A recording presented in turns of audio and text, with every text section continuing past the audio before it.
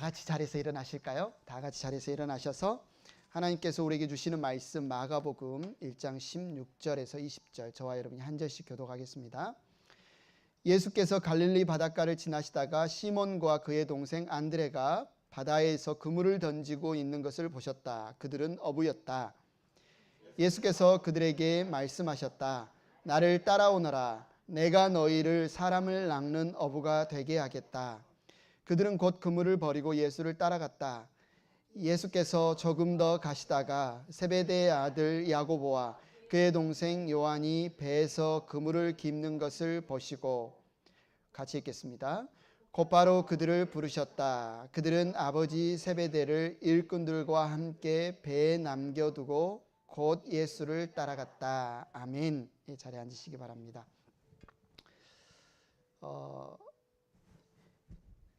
우리가 이제 복음서 하면 마태, 마가, 누가, 요한 복음이 있잖아요. 그 중에서도 하나님의 복음이 이것이다라고 드러내놓고 선언하면서 기록한 복음서가 마가복음이라고 그랬잖아요. 마가복음 1장 1절이 그러잖아요. 하나님의 아들 예수 그리스도가 전한 하나님의 복음. 그래서 하나님의 복음, 우리에게 기쁜 소식, 좋은 소식이 무엇이냐를 마가복음이 쭉 기록하고 있는데, 오늘은 마가복음 1장 16절 20절을 본문으로 해서 예수님을 따르는 것이 복음이다. 예수님의 제자가 되는 것, 예수님을 따르는 것이 왜 우리에게 복음일까 한번 나눠보고자 합니다. 여러분을 가르치는 사람이 누굽니까? 우리가 어렸을 때는 우리를 가르치는 사람이 있는데 점점 나이가 들어갈수록 감히 누가 나에게 이래라 저래라 못하는 좀 꼰대가 되잖아요. 어쩔 수 없이. 그런데 한번 잘 생각해 보십시오. 어렸을 때부터 여러분의 삶을 돌아보고 지금 여러분에게 있어서 여러분을 가르치는 사람이 누구인가? 와이프입니까? 아내입니까? 그럼 여러분 누구의 제자인가? 한번 생각을 해 보십시오. 솔직하게 우리가 부인할 수 없는 한 가지 사실은 이 세상에 존재하는 모든 사람은 누군가로부터 배우고 있다는 거예요. 내가 뭐 학교를 다니거나 뭐 배워야 되겠다 공식적으로 선언하지 않아도 주고받는 말 속에, 아니면 SNS, 유튜브 모든 것을 통해서 우리는 누군가로부터 배우는 제자라는 사실은 우리가 부인할 수 없습니다. 우리가 어렸을 때부터 엄마가 일어나봐 걸어봐 걸음마도 혼자 배운 게 아니에요. 그죠? 누군가로부터 배웠어요. 밥은, 젓가락질은, 옷 입는 법은, 우리가 이 세상에 생존하는 모든 것이 누군가로부터 살아가는 법을 배웠다. 배워서 살 수 있다. 왜냐? 우리는 피조물이다. 그죠? 우리는 피조물이기 때문에 누군가로부터 사는 법을 배워야만 살 수 있는 존재입니다. 유명한 철학자 아리스토텔레스 알죠? 아리스토텔레스가 이런 말을 했습니다.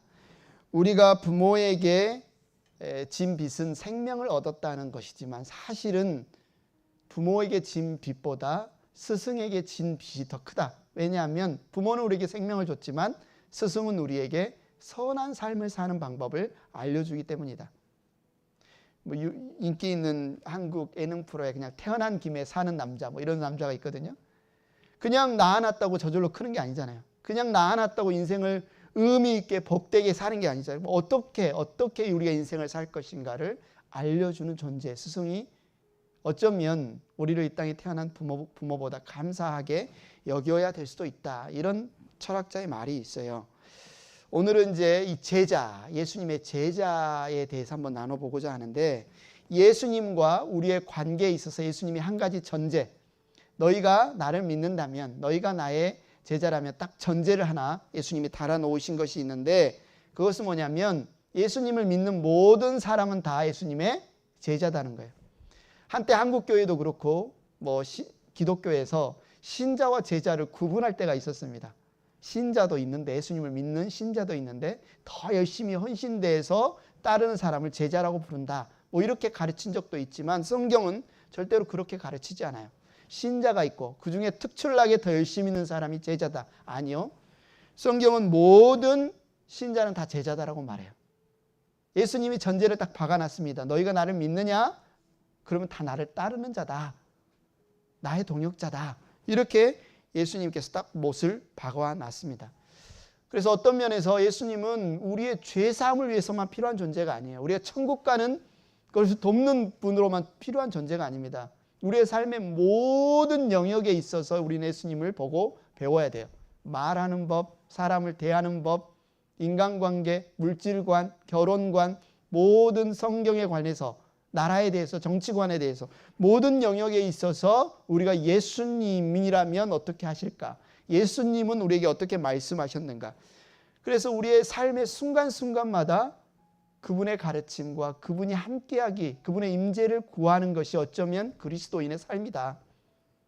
교회에 갔을 때는 예수님, 내가 어떻게 예배드리면 좋을까요? 라고 예수님을 생각하지만 내가 그냥 우리 집에 있을 때, 돈 넘일 때, 캐셔할 때, 아니면 일할 때는 전혀 내 능력으로, 내 방식으로, 내가 하는 비즈니스 방식으로 일한다면 정말 예수님이 기뻐하시는 제자인가? 우리가 한번 생각해 봐야 돼요. 성경은 분명하게 우리에게 예수님 우리의 머리고 우리는 지체다라고 이야기합니다. 우리의 삶의 모든 영역에서, 가정에서든 일터에서든 모든 삶의 영역에서 예수님을 배워가야 된다. 닮아가야 된다. 이 전제 위에서 예수님은 우리에게 한 가지 약속을 주십니다. 보증을 해주세요. 이건 분명하게 도장을 탁탁탁 찍어서 우리에게 약속해 주신 말씀이 있습니다. 마태복음 28장 20절 같이 한번 읽어보겠습니다. 시작. 내가 너희에게 명령한 모든 것을 그들에게 가르쳐 지키게 하여라. 보아라, 내가 세상 끝날까지 항상 너희와 함께 있을 것이다. 아멘. 너무 좋은 말씀입니다. 내가 너희를 버리지도 않겠다. 내가 너희를 떠나지도 않겠다. 세상 끝날까지 내가 너희와 함께 하겠다. 너무 든든한 말씀이에요. 너무 좋은 말씀이에요. 우리의 격려가 되는 말씀이에요. 그런데 이 말씀이 우리의 것이 되기 위해서는 예수님이 전제를 하나 딱 달아놨다고 그랬죠. 너희가 내 사람이면, 너희가 나를 믿고 나를 따르는 사람이면, 지속적으로 예수님을 따르는 제자의 삶을 사는 자들에게 내가 너희를 버리지 않아. 세상 끝날까지 너희와 함께 하겠다. 너희의 모든 필요, 너의 모든 어떤 질문에 대한 해답, 내가 너희를 알려주겠다. 이 약속이 누구에게? 예수님을 믿고 따르는 자들에게. 그런데 만약 내가 예수님을 믿었다고 고백을 했으나 따르지 않는다면, 여전히 내 가치관과 내 삶의 방식을 가지고 살아간다면 어떤 사람과 같냐면요, 내 계좌에서 돈 빼서 쓰는 사람이 아니라 남의 거 있잖아요.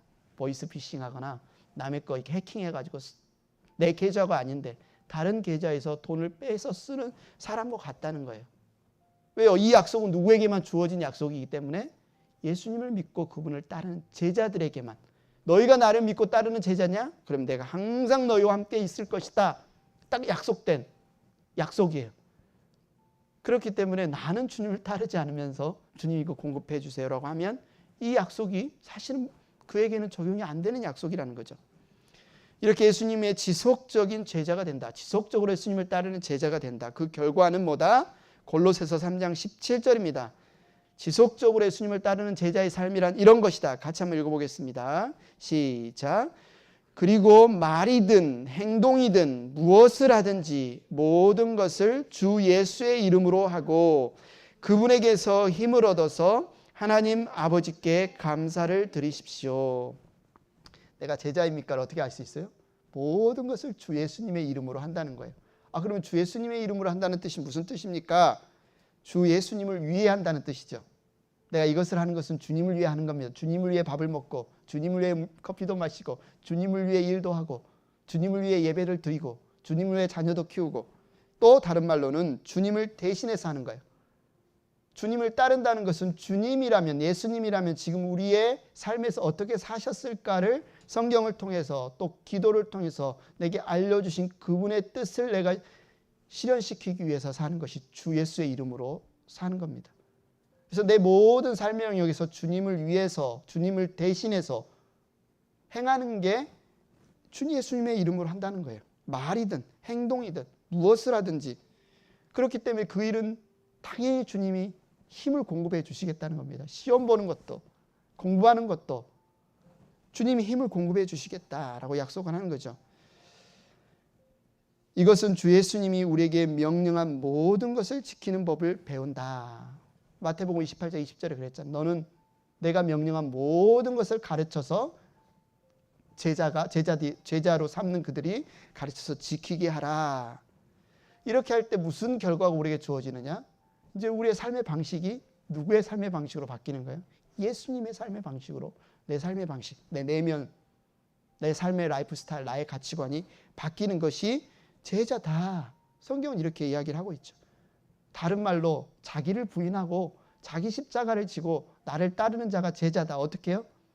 내 가치관은 내려놓고 주님이라면, 예수님이라면 주 예수의 이름으로 말도 하고 모든 것을 하는 삶이 제자다라고 이야기를 해주시는 거죠. 오늘 본문에 보면 예수님이 갈릴리 바닷가를 지나시다가 시몬, 그 형제인 안드레, 그리고 또 다른 요한, 그 형제인 야고보를 이제 부르시는 장면이 오늘 우리가 읽은 장면입니다. 그들은 예수님의 부르심에 순종해서 예수님을 따라 나서죠. 예수님이 그들을 딱 부르셔서 한 첫 마디가 뭡니까? 내가 나를 따라오너라. 내가 너희를 사람 낚는 어부가 되게 하겠다. 너무 유명한 말씀이죠. 제자하면 사람 낚는 어부. 너무나 우리가 익숙하게 들었던 슬로건 아닙니까? 제자는 사람을 낚는 어부다. 예수님이 시몬 베드로와 그의 동생 앙드레, 세베대의 아들 야고보와 그의 동생 요한을 부른 이유를 뭐라고 탁 규정을 지었냐면 사람을 낚는 어부가 되게 하겠다. 자, 그런데 여러분이 알고 있는 사람 낚는 어부의 이미지와 성경에서 말하는 사람 낚는 어부의 이미지가 100% 동일할까요? 여러분이 가지고 있는 예수님이 제자를 부르셔서 사람을 낚는 어부가 되겠다 하니까 정말 좋은, 많은 사람들을 전도해서 교회로 불러 모으고 부흥시키는 어떤 그런 좋은 이미지에서 성경이 쭉 이야기하는 것 같잖아요. 그러나 구약 성경에 보면, 그래서 예수 그리스도의 복음에는 이제 구원의 메시지와 심판의 메시지가 다 담겨 있다는 사실을 알아야 되는데요. 구약의 성경에 보면 사람을 낚는 어부의 이미지가 사실은 구원보다는 심판의 이미지로 더 자주 쓰였다는 사실입니다. 에레미야 16장 16절에서 18절을 한번 제가 읽어보겠습니다. 하나님께서 이스라엘 백성들에게 하신 경고의 말씀인데요. 내가 많은 어부를 보내서 이 백성을 고기 잡듯 잡아내겠다. 나 주의 말이다. 그런 다음에 많은 사냥꾼을 보내서 모든 산과 모든 언덕과 바위 틈을 샅샅이 뒤져서 그들을 사냥하듯 잡아내겠다. 내가 그들의 모든 행실을 똑똑히 지켜보고 있기 때문에 그들도 내 앞에서 숨을 수가 없고 그들의 죄악도 내 눈앞에서 감추어질 수가 없다. 그들이 시체 같은 우상으로 내 땅을 더럽히고 내가 그들에게 물려준 땅을 역겨운 우상들로 가득 채워 놓았으니 나는 이렇게 우선 그들의 죄악과 허물을 갑절로 보복하겠다. 여기 어부가 나오잖아요. 물고기를 낚는 어부, 사냥하는 사냥꾼이 나오는데 이게 무슨 말씀이냐면 하나님의 말씀을 거역하고 하나님과의 맺은 약속을 하나님을 버리고 다른 신을 섬기고 하나님 말씀을 불순종하는 이스라엘 백성들을 이렇게 심판하겠다라는 말씀으로 가지고 온 이미지가 어부가 물고기를 낚는 그 이미지를 딱 가지고 온 거예요. 이게 한 군데만 있을까요? 에스겔서 29장 3절 5절 하나님께서 이집트와 바로를 향한 경고의 말씀인데요. 이렇게 말하고 있습니다. 너는 이렇게 말하여 전하여라. 나 주 하나님이 말한다.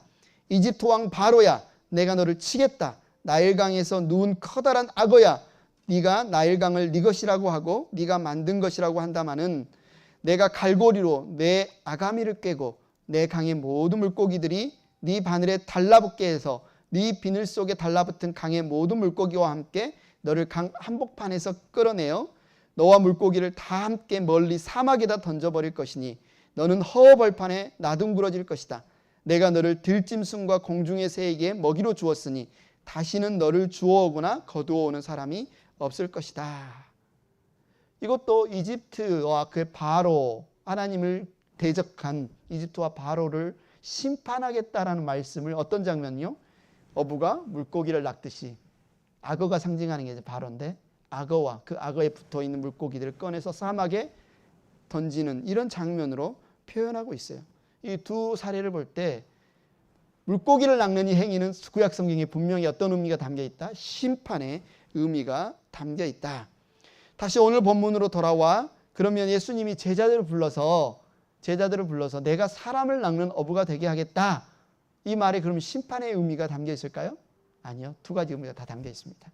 구원과 심판의 의미가 다 담겨 있어요. 그러니까 예수님의 제자로 부름받아서 예수님의 이 복음을 전할 때, 다시 말해서 예수 그리스도의 복음에는 구원의 메시지와 심판의 메시지가 동시에 담겨 있다는 겁니다. 왜 그래요? 예수를 믿으십시오. 예수가 당신을 죄와 죽음에서 구원하는 메시아입니다 라고 하나님의 복음을 들었어요. 그것을 합당하게 반응해서 받아들여서 믿으면 구원인데, 그 말을 믿지 않으면 뭐예요? 심판이에요. 갈림길에 서는 메시지입니다. 더 이상의 메시지는 없어요. 예수 그리스도를 믿거나 믿지 않거나 하는 그 옵션 이외에 이 사람의 인생을 완전히 둘로 가르는 다른 메시지는 없어요. 이 복음의 메시지를 들었을 때 믿는 자에게는 구원이지만 거부하는 자에게는 심판이다. 그렇기 때문에 사람을 낚는 어부의 사명에는 이 두 가지 사명이 다 있습니다. 이 메시지에는 두 가지 의미가 다 담겨 있어요. 그렇다면 다음으로 살펴볼 것은 예수님의 부르심을 받은 사람들, 오늘 나온 4명, 그리고 이후에 나올 사람들의 반응이 어땠는지 한번 살펴보겠습니다. 우리 예수 그리스도를 따르는 동기가 굉장히 중요하다라는 사실을 마가복음은 내내 계속해서 우리에게 알려주고 있습니다. 오늘 나오는 두 형제들은요, 되게 뭔가 우리랑은 달라 보입니다. 18절을 보십시오. 베드로와 그러니까 시몬과 안드레의 반응인데요. 그들은 곧 그물을 버리고 예수를 따라갔다. 예수님이 나를 따라오너라 하니까 곧 그물을 버리고 예수를 따라갔다. 즉각적인 순종. 와, 정말 너무너무 막 그물을 막 싣고 준비하다가 갑자기 나를 따르라, 예수님이 사람을 낚는 어부가 되게 하겠다. 즉각적으로 따르는 모습. 20절을 보십시오. 세베대의 아들 요한과 야고보의 반응인데요. 곧바로 그들을 부르셨다. 그들은 아버지 세베대를 일꾼들과 함께 배에 남겨두고 곧 예수를 따라갔다. 여기서도 곧 예수를 따라갔다. 야, 이 두 형제들의 믿음이 너무 좋아 보입니다. 아무것도 없으면 그냥 일용직 노동자로 하루 벌어 하루 먹는 일꾼인데 오늘 그냥 하루 페이 받으려고 일하고 있는 일용직 노동자인데 예수님이 나 따라와. 따라가기 쉬울 수 있죠 더. 근데 이 사람들 그런 사람들이 아니라고 지금 설명이 돼 있잖아요. 자기 그물이 있고 자기 배가 있고 심지어 세베대의 아들들은 일꾼들까지 있어요. 한마디로 이미 가진 것이 많습니다. 이미 자신들의 어떤 중산층이에요. 이미 먹고 사는 부분에 있어서는 어느 정도 부리는 일꾼도 있고 부도 있고 자신들 일터도 있고 물려받을 유산도 있는 이들이 이것들을 내려놓고 예수님을 즉시로 따르는 게 쉬웠을까요? 이미 가진 것이 있는데, 그런데 시몬과 안드레와 요한과 야고보는 이 모든 것을 즉시로 버려두고 예수를 따랐다. 그래서 많은 경우에 설교나 아니면 성경 공부에 이것을 보고 야, 우리가 본받아야 된다. 제자들 봐라. 예수님의 제자 되면 이런 거다. 곧 즉시로 우리가 아무리 값어치 있게 여기는 나의 어떤 것이 있다 할지라도 내려두고 예수님을 따르는 이런 충성, 이런 헌신, 이것 우리가 제자 본받아야 한다. 우리 많이 들었지 않습니까? 그런데 이제 여러분이 마가복음을 쭉 한번 읽어보십시오. 물론 그런 의도가 있지만 제자들의 모습이, 이후에 나오는 제자들의 모습이 즉시로 그물을 버려두고 배와 아버지 일을 버려두고 예수님을 따르던 그들에게 나올 법하지 않은 말과 행동과 그들의 야망과 다툼과 예수님에 대한 어쩌면 예수님이 가르치는 메시지와 전혀 다른 그들 자신만의 목적이 계속해서 마가복음에 나오고 있다는 사실이에요. 그러면 우리가 기존에 배웠던 대로 이 제자들이 정말 순수하게 너무너무 신실한 제자들이어서 예수님 날 따르라 하니까 아멘 하면서 즉각적으로 예수님의 그 하나님 나라 복음에 완전히 매료돼서 따랐을까를 한번 우리가 질문을 던져봐야 돼요. 그들은 우리가 전혀 다른 사람이었을까? 그들은 우리보다 훨씬 믿음이 좋아서 그렇게 예수님을 즉각적으로 따랐을까? 그 이후에 나오는 제자들의 모습을 보면 우리가 한번 의문을 가지고 던져봐야 됩니다. 근데 어떤 면에서 베드로가 했던 말, 예수님이 십자가를 지겠다고 했을 때 예수님이 멱살을 끌고 옆으로 데리고 가잖아요. 따지 안 돼요. 무슨 소리입니까? 내 아버지도 우리 집도 버리고 배도 버리고 다 따라왔는데 죽겠다니요. 이렇게 항의했던, 그래서 사탄아 내 뒤로 물러가라. 예수님이 꾸짖었던 그 장면 생각해 보시고, 예루살렘 거의 가까이 갔을 때 요한과 야고보가 자기 어머니 로비해가지고 예수님께 예루살렘에 도착하면 우리를 예수님의 좌의정 우의정 시켜주세요. 높은 자리에 앉혀주세요. 로비했던 장면. 그러자 다른 10명이 내가 먼저 로비했어야 되는데 하면서 막 화가 시기와 질투가 나서 이들과 막 싸웠던 그 장면 보십시오. 그들이 어떤 의도로 예수님의 부름에 순종했을까. 처음에 우리가 생각하는 너무 신실한, 너무 우리가 본받을 만한 그런 동기에서 과연 이들이 예수님을 따랐을까? 아니요. 이들은 예수님 당시에 살았던 유대인들입니다. 유대인들에게는 메시아에 대한 소망이 있었어요. 메시아가 오면 무슨 일을 할 거다? 메시아가 오면 우리를 압제하는 로마 제국을 무너뜨리고 우리가 정말 그들에게 차별당하고 압제당하고 경제적으로 여러 가지에서 다 수탈당하는 것에서 우리를 자유케 하고 구원해서 다윗의 왕국을 재건할 것이다. 이런 소망을 갖고 있었는데 뭐예요? 들리는 소문에 예수라는 사람이 그것을 이룰 만한 능력과 인기와 가진 것 같아요. 근데 그분이 자기를 불렀어요. 그래서 따른 겁니다. 여러분 보십시오. 오늘 본문에 보면 시몬과 안드레와 요한과 야고보가 마치 처음 예수님을 만나서 부름받은 장면에 즉각 순종하는 것처럼 보이지만 누가복음이나 다른 복음서에 보면 이미 이들이 예수님을 만난 적이 있다는 사실을 이야기를 하고 있습니다. 제가 누가복음 5장 1절 11절을 한번 읽어드리겠습니다. 예수께서 게네사렛 호숫가에 서 계셨다. 그때 무리가 예수께 밀려와 하나님의 말씀을 들었다. 밀려와. 어마어마한 사람들이 예수님의 소문을 듣고 막 들으러 온 거예요. 물론 병고침을 받고 그분의 말씀도 들으려고 막 밀려와라고 이야기를 하고 있죠. 예수께서 보시니 그러니까 사람들이 너무 많으니까 사람들과 예수님 사이를 좀 간격을 떼기 위해서 배 위에 올라가서 예수님께서 말씀을 가르치시려고 한 거예요. 그래서 2절에 보니까 예수께서 보시니 배 두 척이 호숫가에 되어 있고 어부들은 배에서 내려서 그물을 싣고 있었다. 예수께서 그 배 가운데 하나인 시몬의 배에 올라서 이미 이제 베드로를 여기서 만난 거죠. 그에게 배를 무태서 조금 떼어 놓으라고 하신 다음에 배에 앉으시어 무리를 가르치셨다. 예수께서 말씀을 그치시고 시몬에게 말씀하셨다. 다 이렇게 말씀을 설교하시고 나서 깊은 데로 나가 그물을 내려서 고기를 잡아라. 시몬이 대답하였다. 선생님, 우리가 밤새도록 애를 썼으나 아무것도 잡지 못했습니다. 그러나 선생님의 말씀을 따라 그물을 내리겠습니다. 그런 다음에 그대로 하니 많은 고깃대가 걸려들어서 그물이 찢어질 지경이었다.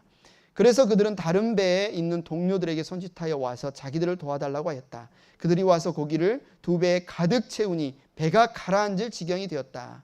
시몬 베드로가 이것을 보고 예수의 무릎 앞에 엎드려서 말하였다. 주님, 나에게서 떠나주십시오. 나는 죄인입니다.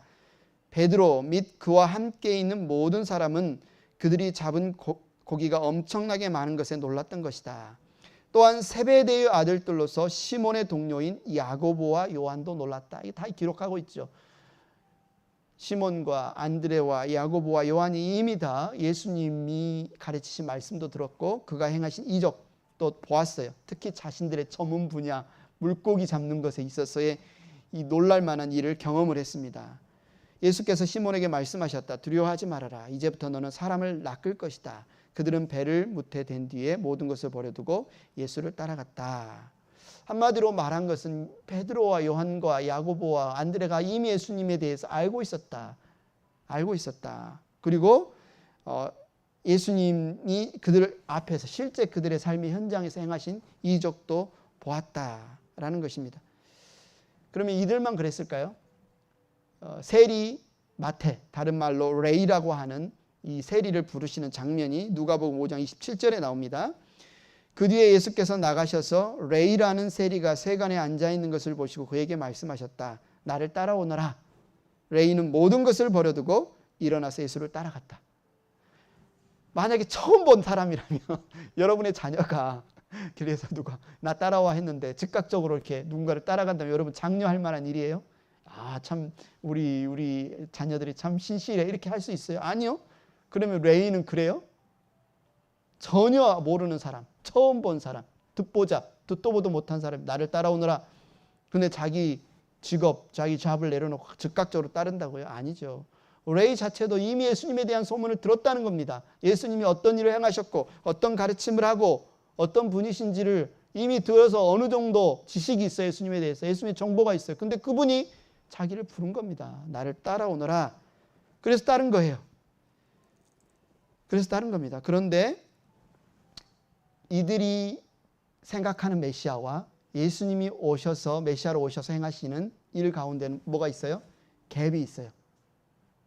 갭이 있습니다. 마가복음을 계속 보고 심지어 예수님이 십자가에 죽으셨다가 부활하셔서 마지막에 말씀하시는 사도행전 1장에조차도 언제 그 나라가 옵니까? 언제 하나님 약속하신 우리 이스라엘을 재건하는 나라가 옵니까? 그때까지도 제자들이 생각하는 복음과 제자들이 생각하는 메시아와 예수님의 모습이 갭, 갈등, 충돌이 있는 것을 볼 수 있어요. 이들이 예수님을 따랐지만 그 동기, 그 목적은 당시의 유대인들이 갖고 있었던 정치적인, 군사적인 메시아, 우리의 꿈을 이루어줄 메시아, 우리의 어떤 야망을 이루어줄 메시아를 예수님으로 생각하고 이들이 따랐다는 거죠. 더군다나 예수님이 부르면서 그들에게 뭐라고 했어요? 내가 너희를 사람을 낚는 어부가 되게 하겠다. 우리는 구약 성경을 안 보고 그냥 이 말만 보고 CCM 찬양도 하고 하니까 이게 좋은 거야. 많은 사람들을 이렇게 전도해서 불러 모으는 그런 사람이 되겠다는 말이지라고 우리는 그냥 받아들이지만 베드로, 요한, 야고보, 안드레는 회당에서 구약 성경을 달달달달 공부한 사람들입니다. 그래서 사람을 낚는 어부가 되게 하겠다 이 말을 들으면 뭐부터 생각해요? 구약의 말씀이 딱 떠오르는 거예요. 야, 그렇구나. 우리를 제자로 삼아서 우리를 압제하는 그 로마, 그 압제자들, 헤롯 땅들, 로마군들, 그들을 심판하는 심판자로 우리를 세우겠다는 약속 아닌가? 이렇게 받아들일 수 있다는 겁니다. 그러한 배경에서 이들이 자신들이 가지고 있는 모든 배, 그물, 아버지, 일꾼들까지 다 내려놓고 예수님을 따르는 거예요. 이런 측면에서만 보면 우리는 너무 이들의 믿음이 좋다. 즉각적으로 예수님을 따르는 이들은 우리보다 훨씬 믿음이 좋다고 생각하지만 그들이 갖고 있었던 생각과 동기와 배경에서 보면 이들은 지금 그물이 중요한 게 아닙니다. 지금 길거리 내내 싸우는 것을 보십시오. 예수님 우편에 좌편에 나 한 쳐주세요. 나 누가 크냐로 싸웠어요. 베드로가 크냐 요한이 크냐 어떤 제자가 더 기여를 많이 했냐. 예수님 왜요? 나중에 예루살렘에 도착하면 자신들의 지분을 갖기 위해 싸웠다고요. 그러면 이들이 지금 예수님을 따를 때 그 동기가 전혀 없었을까요? 아니요. 내가 지금 내 집을 포기하면, 내가 지금 내 그물을 포기하면, 내가 지금 내 재산을 포기하면 이거보다 100배 더 큰 것을 얻을 수 있겠다라는 지금 어떤 야망을 가지고 예수님을 따르고 있다는 겁니다. 제자들의 시작이 그랬다는 거예요. 이들이 예수님에게 기대하는 것은 현재 그들이 가지고 있는 것, 누리는 것에 비하면 훨씬 큰 것. 그런 측면에서 보면 이들이 예수님을 따르는 것이 너무나 자연스러워 안 따르는 것이 바보다는 거죠. 만약 그들의 생각의 입장에서 보면 그렇다고 해서 이 제자들이 이제 우리가 알고 있던 것처럼 순수한 어떤 목적만으로 제자를 따르는 것이 아니다. 그러면 이들의 전적인 헌신, 이들의 순종이 정말 다 계산적이고 이기적이고 값어치 없는 것이냐? 아니잖아요. 또 어떤 면에서는 순수하게 예수님을 따르고자 하는 열망이 있었던 것도 우리가 인정합니다. 맞아요. 정말 이들이 예수님을 불렀을 때 어떤 사람들, 특히 부자 청년 같은 경우는 근심하고 돌아갔잖아. 왜? 자기의 재물이 많음으로. 예수님이 네 재산을 팔아서 가난한 사람들을 돕고 나를 따르라고 했을 때 못 따라요. 그런 사람이 있는가 하면 이들은 따랐잖아요. 예수님을. 그러니까 이들의 헌신과 이들의 순종이 값어치가 없다, 의미가 없다라고 말하지 못합니다. 그렇지만 그들의 동기, 예수님을 따르는 동기도 또한 어떤 면에서 자신들의 욕심을 이루고자 하는, 야망을 이루고자 하는 동기가 있었다라는 거예요. 오늘 예수님을 믿는 많은 사람들은 어떻습니까? 신앙생활하는 많은 사람들이 어떻습니까? 이 제자들과 별반 다르지 않은 동기로 신앙생활 시작하는 사람들이 많이 있습니다. 그러나 처음 그런 동기로 시작했다고 해서 끝까지 그런 동기로 마치지 않을 수 있는 사람들 많이 있습니다. 과정에서 예수님의 진정한 제자가 되는 사람들이 많아요. 질문을 합니다. 오늘 이 본문을 보면서 이거 제자들의 이야기다. 그들의 이야기다. 아니요. 우리는 어떻냐는 거죠. 우리는 어떻습니까? 여러분은 어떻습니까? 여러분은 왜 예수님을 믿고 따릅니까? 여러분은 왜 예수님을 믿고 따라요? 주일날 그냥 쉬고 싶잖아요. 집에서 피곤한데 안 나올 수 있잖아요. 오히려 뭐 그동안 바빴으니까 레저 즐길 수도 있는데 여러분이 어떤 면에서 희생을 하는 거지 않습니까? 여러분이 어떤 희생을 하고 예수님을 따르겠다고 나온 이 신앙은 거짓되지 않아요. 진지해요. 내가 정말 온전히 주님께 우리가 찬양을 드렸던 것처럼 정말 주님께 진지하게 내 삶이 쓰임받고 싶고 진지하게 내가 주님의 제자로 신자로 살고 싶은 그 마음이 있는 것도 사실입니다. 그러나 또 한편으로는 우리에게도 그 욕망이 있잖아요. 열망이 있잖아요. 일이 좀 형통했으면 좋겠다. 내 문제가 좀 해결됐으면 좋겠다. 안 아팠으면 좋겠다. 좀 내 일이 좀 잘 풀려서 나를 보는 사람들이 당신은 왜 그렇게 일이 잘 풀립니까? 아, 내가 예수 믿어서 그렇습니다. 내가 신앙생활 열심히 하니까 이렇게 복을 받았으면 이렇게 좀 말도 좀 하고 싶다. 이런 열망이 우리 가운데 있어요. 사역자들은 안 그럴까요? 저같이 열심히 이렇게 목회하는 목회자들은 안 그럴까요? 똑같죠. 내가 의도적으로 내가 이 교회를 해가지고 목회를 해가지고 내 이름을 날리고 성공을 해서 사람들에게 유명해지고 싶다라는 그런 마음이 있지는 않습니다만은 그렇다고 해서 내 안에 야망이 없을까요? 욕망이 없을까요? 행복한 교회 사역을 하면서 욕망이 없을까요? 모르죠. 내 마음 깊은 곳에 숨겨놓을 수 있죠. 인정받고 싶은 욕구가 있을 수 있죠. 한마디로 우리가 제자로 따르는 우리의 마음속에 이 복잡한 마음들이 뒤엉켜서 있다고요. 베드로와 요한과 야고보와 안드레가 전심으로 헌신하면서 또 한편으로는 자기의 메시아관, 자기가 원하는 그 욕심을 이루고자 하는 열망이 있었던 것처럼 그러면 이런 열망을 가지고 주님의 부르심에 순종하는 의미가 없냐? 아니요. 왜 의미가 있냐면 예수님이 다 아시셨다는 거예요. 예수님이 다 알고 부르셨다는 겁니다. 시몬이 예수님을 잘 속여서 안드레가 예수님을 잘 속여서 그런 속마음인 줄 모르고 예수님이 그들에게 속아서 부르신 게 아니라 그들이 그런 존재인 것을 알고 예수님이 부르셨다는 거예요. 그냥 예수님이 소모품으로 그래 너희들은 나에게 충성하다가 버리려는 목적으로 그들을 부른 게 아니에요. 쓸만한 사람 그냥 불러서 잘 쓰다가 버리려고 예수님이 부른 게 아니라 그들이 처음부터 흠이 있고 처음부터 문제가 있고 처음부터 잘못된 동기를 가지고 예수님을 따르는 것을 알면서도 예수님을 부르셨는데 왜냐하면 예수님이 제자 삼는 목적은 바로 예수님의 성품으로 예수님과 같은 사람으로 그들을 변화시키고 고치시고 만드시는 것이 예수님의 목적이기 때문에 그래요. 문제가 안 됩니다. 예수님이 한번 부르시면 반드시 예수님이 그렇게 빚어가시겠다는 거예요. 우리에게는 로망이 있죠. 꿈이 있죠. 내가 예수님을 믿습니다라고 어떤 뭡니까? 인생의 영적인 어떤 큰 은혜의 순간에 한번 딱 은혜 받고 나서 그 다음에 완전히 180도 사람이 바뀌는 그런 간증을 들으셨을지도 모르겠지만 근데 예수님 물론 그게 삶에 우리 신앙에 큰 영향을 미칠 수 있지만 예수님은 그렇게 우리를 제자 삼는 커리큘럼으로 만드시지 않아요. 그냥 어떤 수련회 한 번으로 어떤 새벽 기도에서 은혜 받은 거 한 번으로 어떤 산에 올라가서 나무 뿌리 잡으면서 기도한 그 은혜 한 번으로 이 사람이 100% 바뀌어서 더 이상 갈등도 없고 고민도 없고 믿음의 어떤 시험도 없는 그런 존재로 제자를 빚어가시는 게 예수님의 계획이 아니에요. 그러면 성경에 나와야죠. 그렇게. 우리의 제자의 모범이라고 하는 12제자들이 그냥 예수님 부르셨을 때 즉각적으로 따랐을 때 이들이 그냥 확 바뀌었어야죠. 아니요.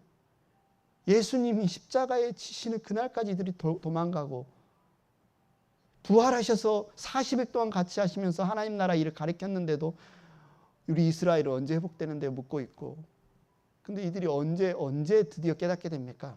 성령이 임하시고 성령이 그들 안에서 빛을 비춰주시니까 예수님이 하셨던 말씀이 그때 그 말씀이 그거구나. 이때 이들이 끝났나요? 사도행전을 보십시오. 여전히 안 바뀐 부분들이 있어요. 안디옥 교회에서 바울과 바나바와 베드로가 같이 이방인들과 같이 교제하면서 밥을 먹다가 예루살렘에서 온 야고보가 보내온 사람들이 있으니까 금방 안 먹은 것처럼 이방인과 교제 안 한 것처럼 외식하잖아요. 위선하잖아요. 바울이 막 화내면서 베드로를 꾸짖잖아요. 그때까지도 변화되고 가는 과정이 있다는 거예요.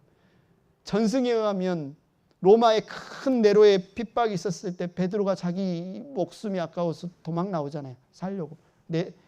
주님이 로마로 들어가는 것을 보면서 베드로가 묻죠. 주님 어디 가십니까?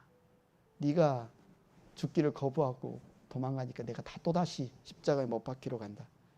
베드로가 그 이야기를 듣고 다시 들어가서 거꾸로 못 박혀서 죽었다라는 전승이 있지 않습니까? 하고 싶은 말이 뭐냐면 예수님이 제자들을 불러서 그들을 변화시키는 것이 딱 나를 따르라 했을 때 그 순간이 아니라고요. 심지어 예수님이 3년 동안 같이 먹고 입고 여행했던 그 3년 동안만 그들을 제자로 훈련시키는 게 아니라고요. 이들의 평생 동안 그들을 예수님을 닮은 사람으로 빚어가시는 그 교회 가운데서 빚어가시는 게 예수님의 제자 사역이었다. 예수님의 제자화였다라는 겁니다. 그러므로 우리가 예수님을 믿고 신앙생활 할 때 우리가 어떤 성취, 어떤 일을 이루는 것에 얼마나 우리가 쉽게 유혹에 빠집니까? 내가 설교 한번 잘하면, 내가 이번 시험에 한번 잘 보면, 내가 어떤 비즈니스 한번 잘하면, 내가 뭘 이렇게 잘하면 그것이 마치 나의 신앙의 성취이고 신앙의 목적인 것처럼 우리가 착각할 때가 많지만, 또 다른 의미에서 내가 얼마나 헌신되게 주님을 따르느냐, 내가 얼마나 충성되게 주님을 믿느냐, 이것이 마치 우리의 믿음인 것처럼 우리가 그렇게 생각하지만, 그런데 예수님은 제자의 도에 있어서 예수님이 보시는 관점은 뭐다? 얼마나 변화되었느냐, 나의 가치관으로, 예수님의 말씀으로. 마가복음의 언어를 사용하면 우리가 문드라 머리 들어라 아까 찬양도 했지만 우리의 왕으로 통치자로 오신 그분의 통치 가운데 내 삶의 영역이 얼마나 통치를 받고 있느냐, 나의 말이나 나의 행동이나 나의 모든 것이 주 예수 이름으로 하고 있느냐, 이것이 예수님의 관점이라는 거예요. 환경이 안 바뀌었다 할지라도, 상황이 안 바뀌었다 할지라도 내가 주님의 관점으로 그 상황을 얼마나 바라보고 있는지, 내가 주님의 말씀 통치 아래서 얼마나 이 문제, 이 말들을 하고 있는지, 이것이 예수님이 너가 참 제자구나를 바라보는 어쩌면 기준이라는 거예요. 그래서 뭐라고 했어요? 나를 따르려거든 자기를 부인하고 자기 십자가를 지고 따르라는 말이 그 의미라는 거죠. 오늘 4명의 제자가 예수님께 부름받아서 따르기 시작하고 나중에 이제 다 합하면 12명이 이제 부름을 받아서 따르는데, 그들은 자기의 모든 것을 버리고 예수님을 따르는 것, 그들의 전적인 헌신과 충성, 어쩌면 우리는 이것에만 주목을 해요. 참 제자도의 핵심은 주님이 부르시면 다 헌신하는 것, 다 충성하는 것, 이 행위가 값어치 없다는 게 아니라 이것이 전부라고 생각하지만, 오늘 성경은 뭐라고 이야기하냐면 그게 전부가 아니다. 그것은 그냥 시작일 뿐이다. 시작일 뿐이다. 내가 주님을 따르겠다고 결단하고 헌신한 그것은 시작일 뿐이다. 그럼 완성은 뭐냐? 예수님의 다스림 가운데 내 삶을 계속 내어드리는 거예요. 우리가 순간 갑자기 막 불안할 때가 있잖아요. 야, 인플레이션 또 금리를 또 올린다는데 우리가 기도 제목 나누면 내가 원하는 때 뭐가 잘 안 이루어질 때가 있잖아요.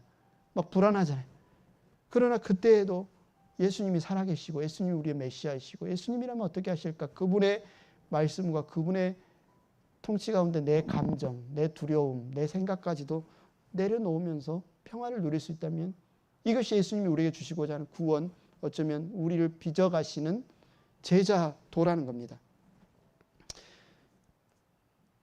그런데 오늘날 저와 여러분을 포함해서 많은 분들이 일이 형통하는 것 자체가 믿음이 좋은 것으로만 생각을 합니다. 만약에 갈등이 있으면, 우리가 지난 수요일 날도 믿음에 대해서 우리가 같이 나눴습니다.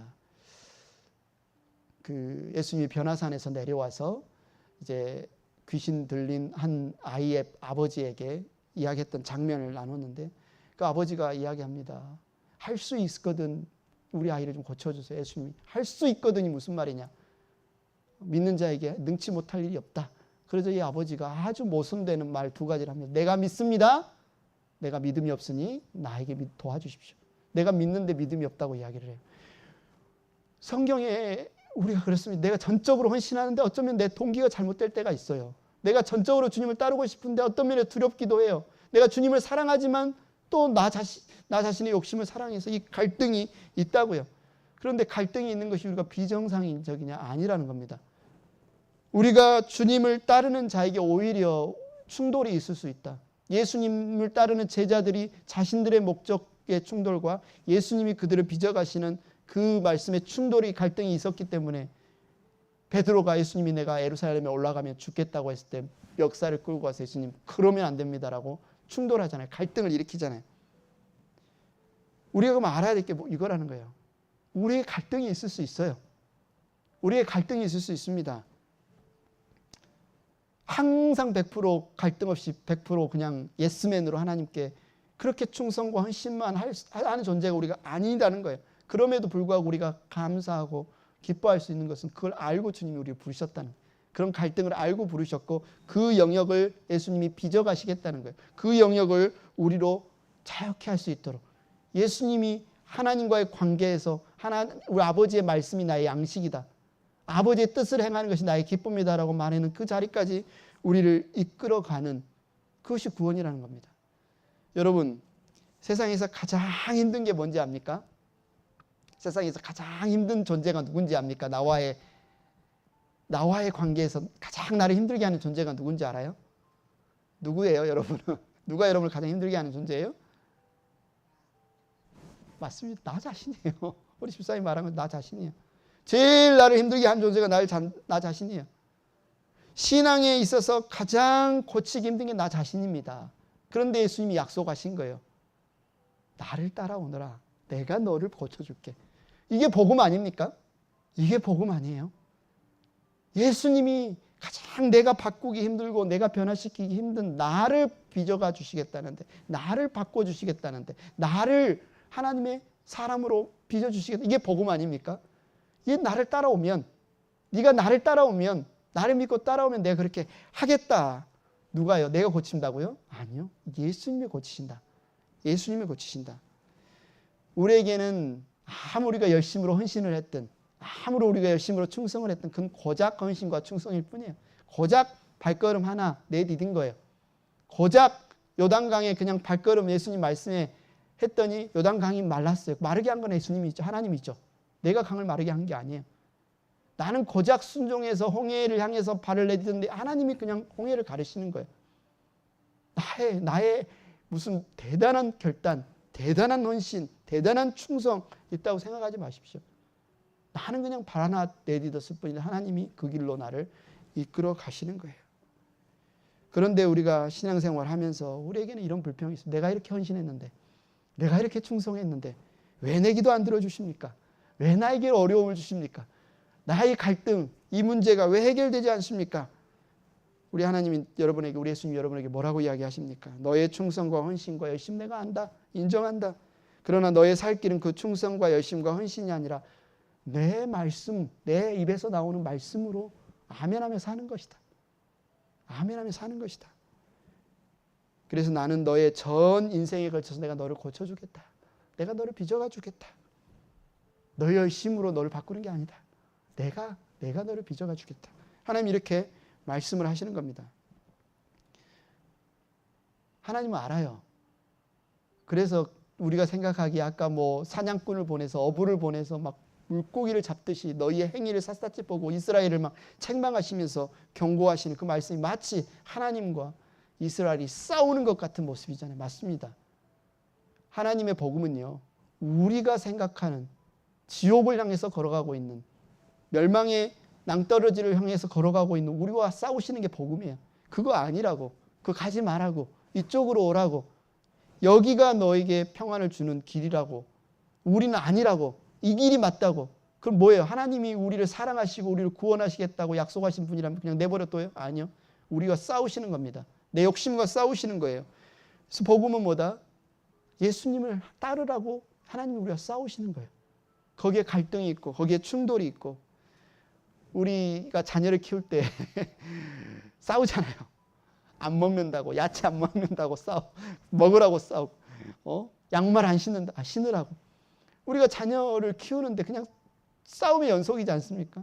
하나님이 우리를 제자로 삼으셔서 키우시는데 갈등과 충돌이 있는 것이 어쩌면 당연하다. 마가복음을 보십시오. 예수님이 오늘 제자를 불렀고 제자들을 즉시로 따랐는데 그 이유는 계속 예수님과 엇박자, 불협화음이 계속 일어납니다. 도중에서 싸우고, 누가 크냐고 싸우고, 예수님 하는 이야기 전혀 못 알아먹고 딴소리하고.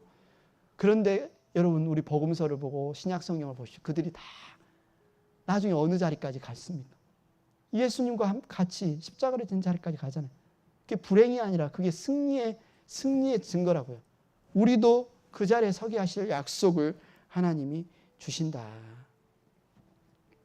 그래서 우리의 삶을 제대로 직시하면 사실 갈등이 있는 게 맞습니다. 하나님의 말씀에 비춰보면, 진리의 말씀에 비춰보면 우리가 더러운 게 맞아야 돼요. 여러분이 하나도 더럽지 않다? 여러분이 하나도 불완전한 게 없다? 여러분이 전혀 잘못한 것이 하나도 없다? 그럴 수 있을까요? 하나님의 진리의 말씀을 비춰보면 여러분에게 틀린 부분이 있죠. 잘못된 생각한 게 있죠. 그러니까 우리가 신앙생활을 열심히 하면 할수록, 신실하게 하나님 말씀을 들으면 들을수록, 기도하면 할수록 괴로운 거예요. 왜요? 하나님의 말씀이 더 크게 보이고 내가 비틀어진 게 보이니까. 그래서 이렇게 맞추려니까, 조정하려니까 얼마나 힘듭니까? 그게 당연한 거고 그게 좋은 거고 어쩌면 여러분이 잘하는 건데, 왜 내가 이렇게 기도하는데, 내가 이렇게 열심히 신앙생활하는데 왜 갈등이 있습니까? 왜 충돌이 있습니까? 왜 힘이 듭니까? 이렇게, 이게 위선 아니요? 위선은 하나님을 따르려는 마음이 전혀 없는데 따르는 척하면서 하나님을 믿지 않고 사랑하지 않으면서 내가 하나님을 신앙생활 한다는 게 위선이고요. 내가 하나님을 사랑하고 따르고 싶지만 내 안에 욕망이 있고 욕심이 있고 연약함이 있어서 주님을 따르는 게 힘이 듭니다라고 하는 것은 위선이 아니다는 겁니다.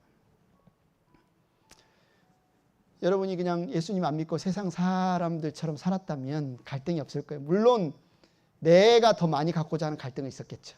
다른 사람 짓누르고 다른 사람 속여서라도 내가 더 많이 갖고자 하는 그런 싸움은 있었겠지만, 무엇이 옳으냐, 정말 내 삶이 어떤 것이 복되냐, 이 갈등은 적었겠죠. 왜요? 진리가 없으니까, 무엇이 기준인지 모르니까. 그러나 우리가 예수님을 믿고 따를 때 하나님이 기준을 알려주셨기 때문에 이런 갈등이 벌어질 수밖에 없다. 그리고 그러나 예수님이 무엇을 약속하셨다? 반드시 우리를 예수님을 따르는 그 자리로 우리를 계속 빚어가 주시는, 완성시켜 가시는 그 자리로 우리를 인도하겠다. 여러분, 어떤 분은 신앙생활하면서 교회에서 와서조차 자신을 완벽하게 완전하게 포장하려고 하는 분들이 있습니다. 참 어리석은 생각입니다. 내 문제가 좀 다 해결되고 나서 신앙생활 하겠습니다. 지금은 너무 복잡해서, 지금은 너무 머리가 아파서, 지금은 부끄러워서 교회 못 나가겠습니다. 좀 이런 문제들이 좀 정리하고 나서, 그러고 나서 좀 제대로 신앙생활 했습니다. 이렇게 말하는 사람은 뭘 것 같아요? 내가 되게 중병에 걸려서 아픈데 의사한테 이렇게 이야기하는 거예요. 제가 집에서 잘 먹고 운동 열심히 해서 좀 병이 다 나은 다음에 의사 선생님 와서 좀 진찰을 받을게요. 의사 좀 진료를 받을게요. 하는 거하고 똑같다는 거예요. 있는 모습 그대로 주님 앞에 나아가면 됩니다. 주님이 불러주셨으면 부끄러워하지 말고 내 연약함, 내 약함, 내 부족함 숨길 필요 없어. 하나님, 내가 숨긴다고 하나님 앞에 숨길 수 있습니까? 다 아시고 나를 부르셨다고요. 다 아시고 나를 위해 피를 흘리셨다고요. 다 아시고 너는 내 아들, 내 딸이니까 나를 따르라고 주님 말씀하셨다고요. 그럼 뭐 해요? 나가면 됩니다. 나오면 돼요. 나와서 주님 말씀하시면 돼요. 치료받으면 돼요. 주님, 이 부분 주님 뜻대로 좀 만져주세요. 고쳐주세요. 말씀하시면 돼요. 우리의 욕심은 바짝 제자 교육 받으면 1, 2년 만에 이 코스만 딱 끝나면 내가 완벽하게 바뀌었으면 좋겠죠. 그러나 성경을 봐도 그렇고 절대 그게 아니다. 평생 우리를 주님이 빚어가시는 과정이다. 그래서 긴 호흡을 가지고 주님이 나를 빚어가시는구나. 주님이 나를 만져가시는구나. 그래서 어떤 문제가 생긴다고, 오늘 좀 감정이 좀 우울하다고, 내가 제대로 예수님 믿는 건 맞나? 내가 지금 주님이 지금 살아계셔서 나와 함께 계신 것 맞나? 일희일비하지 마시고 삶의 여정 가운데 하나님이 이것까지도, 하나님을 사랑하는 자, 그 뜻대로 부르심을 입은 자들에게는 이것까지도 사용하셔서 나를 지금 고치고 계시구나. 여러분, 코비드-19 왔을 때 항생제 맞으면 너무너무 아프잖아요. 코로나 걸린 것처럼 아프잖아요. 어떻게 해요? 병균이 내 안에 들어가면 항체를 만들어내면서 내가 아프잖아요.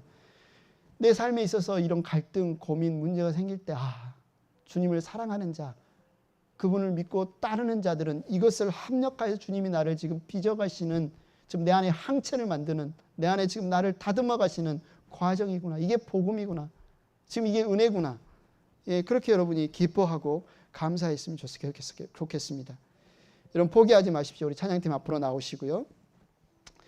여러분이 주님을 처음 따랐을 때의 충성과 헌신과 열심, 그 만족하지 마시고 여러분 자신의 어떤 열정으로 여러분의 신앙이 좌지우지 된다 생각하지 마시고 그런 여러분을 다 하시고 하나님이 여러분을 부르셨다는 사실, 그 하나님의 신실하심, 우리 주님의 신실하심, 이 여러분과 함께 하시다는 사실을 여러분 잊지 마시기 바랍니다. 살다 보면 갈등이 있습니다.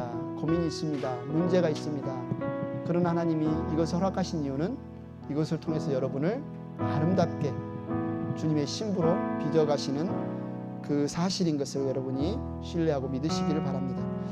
이 시간 선한 능력으로 우리가 큰 팔로 우리를 안으시는 우리 주님을 바라보면서 이 찬양 함께 드리겠습니다.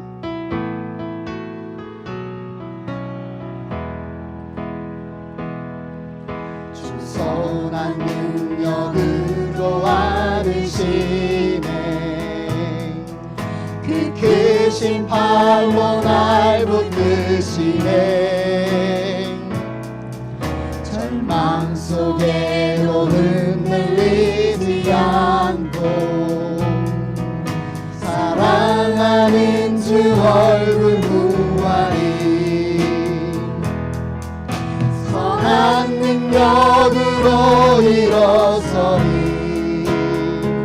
주만이 지어리 믿음으로 우리 고대 안에 주 오실 그날 영광의 새날을 맞이하리 전의 괴로움 나의 워싸도 고난의 길을 걷는다 해도 주님께 모두 맡긴 우리 영혼 끝내 승리의 날을 맞으리 다같이 일어나겠습니다. 능력으로 일어서리 주만을 지어리 믿음으로 우리 고대 안에 주 오실 그날 영광의 새날을 맞이하리 주님이 마신 고난의 승자를 주님이 마신 고난의 승자를 우리도 감사하며 받으리 주님의 남은 고난 채워가며 예수와 보는 위에 살리라 선한 능력으로 일어서리 주만이 지어리 믿음으로 우리 고대 안에 주 오실 그날 승리의 새날을 맞이하리 승리의 새날을 맞이하리 승리의 새날을 맞이하리 이 시간에 함께 기도하겠습니다. 여러분 잠잠히 여러분의 목소리로 여러분의 고백으로 주님 감사합니다. 나를 다 아시는 주님께서 나의 약함도 아시고 나의 부족함도 아시고 나의 넘어질 것도 아시는 주님께서 나를 불러주시고 내가 너희와 함께 하겠다고 약속하여 주시고 세상 끝날까지 우리를 붙들어 주시겠다고 약속하여 주신 하나님 감사합니다. 주님 내가 주님을 따르는 것이 복음이고 기쁨인 것을 고백합니다. 나의 삶의 순간순간 예배당에서뿐만 아니라 나의 삶의 자리에서 주님을 따르기를 원합니다. 주님의 말씀 듣기를 원합니다. 주님의 통치받기를 원합니다. 하나님께서 내 삶의 모든 가치관과 생각과 생활 방식까지 주님의 것으로 바꿔주시고 인도해 주시기 원합니다. 이런 고백 여러분께 함께 감사와 여러분의 결단 함께 기도하시기를 바랍니다. 기도하겠습니다.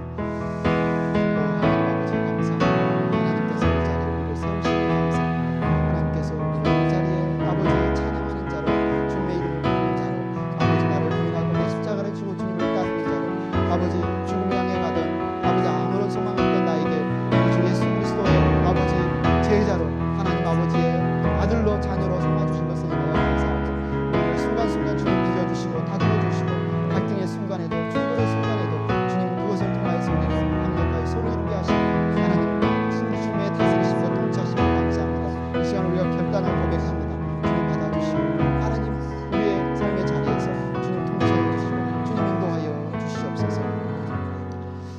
함께 봉헌드리겠습니다.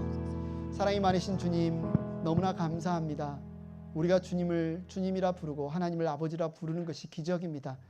하나님의 살아계심을 알고 우리를 불러주심을 알고 예수 그리스도께서 십자가에 피 흘려서 우리를 속량하여 주신 것을 믿고 따르기로 결단하는 것이 하나님의 은혜이고 기적입니다. 이 시간 그 은혜에 감사하며 이 물질과 우리의 고백과 우리의 삶을 주님께 올려드리오니 주님을 따르는 자리에 늘 서게 하여 주시옵소서. 우리의 가정에서나 우리의 일터에서나 교회에서나 삶의 순간순간 승리의 자리에서나 실패의 자리에서나 기쁨의 자리에서나 슬픔의 자리에서나 주님이 우리와 함께 하시고 인도하시는 분이심을 인정하고 고백하며 다스림 받기를 원합니다. 주님 함께 하여 주시옵소서. 역사하여 주시옵소서. 그리고 우리의 이 기쁨과 감사가 우리 주위에 있는 정말 소망이 없는 기쁜 소식이 없는 이들에게 전파될 수 있도록 우리를 사용하여 주시기를 원합니다. 그들을 구원하여 주시기를 원합니다. 그들을 살려주시기를 원합니다. 하나님, 육신의 약함 가운데 있는 이들도 하나님 깨끗하게 낫게 하여 주시고 고쳐주시고, 그러나 육신의 회복보다 더 간절하고 시급하게 회복되어야 될 것이 바로 하나님과의 관계, 믿음의 자리로 나오는 회복인 것을 그들이 알게 하시고 은혜 누리게 하여 주시옵소서. 하이스쿨을 졸업하고 이제 새로운 삶으로 나아가는 우리 하이디 자매, 하나님 대학 생활의 시작점에 있사오니 하나님 은혜 주시고 힘 주시고 하나님 믿음으로 그 대학 생활을 잘 감당할 수 있도록 함께 하여 주시기를 소망합니다. 우리 이중훈 목사님 가정 가운데서 하나님 복 더하여 주셔서 하나님이 예비하신 자리에서 귀하게 쓰임받는 사역자 될 수 있도록 두려움 없이 순종하여 나아갈 수 있도록 역사하여 주시옵소서. 하나님 또 다른 시티에 가서 시티에 방문 중에 있는 우리 사랑하는 형제자매들을 안전하게 그들의 자리를 지켜주시고 잘 또 방문하고 돌아올 수 있도록 그들의 걸음도 함께하여 주시옵소서. 감사합니다. 예수님의 이름으로 기도드렸습니다. 아멘. 예수 그리스도의 은혜와 하나님 아버지의 사랑과 성령님의 감동, 감화와 교통하심이 예수 그리스도를 따르는 제자로 살아가면서 예수님을 닮기를 원하는 행복한 교회 모든 형제자매들과 이 시간 머리 숙여 기도하는 모든 이들 가운데 함께하기를 축원하옵나이다. 아멘.